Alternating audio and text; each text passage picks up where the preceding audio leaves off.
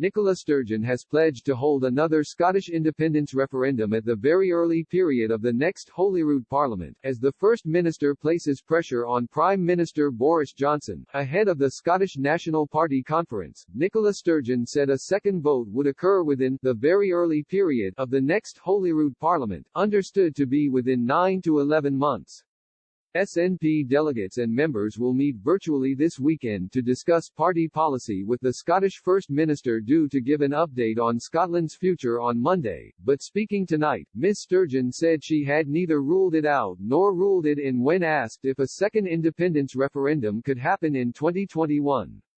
In a round of interviews ahead of the conference, she said, "I think it's right, not least because of the challenges this country is facing coming out and rebuilding from COVID, that Scotland should have the opportunity to choose whether to become independent in the earlier rather than the later part of the next parliament."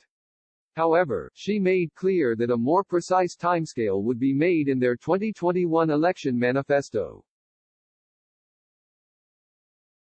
The First Minister of Scotland continued, "I think the referendum should, for a whole variety of reasons, be in the earlier part of the next Parliament. I intend to say more about this before the election in our manifesto, but we are still in a global pandemic that I feel a bit more hopeful about seeing the end of than I did even just a couple of months ago. There's still a lot of uncertainty ahead. I am a lifelong believer and campaigner and advocate for independence, but right now I am also the First Minister of Scotland. My responsibility is to the health and well-being of the country and trying to steer it through a pandemic, and I am very focused on that." Ms Sturgeon's comments come amid increasing support for Scottish independence, with 14 polls showing high levels of support for the concept.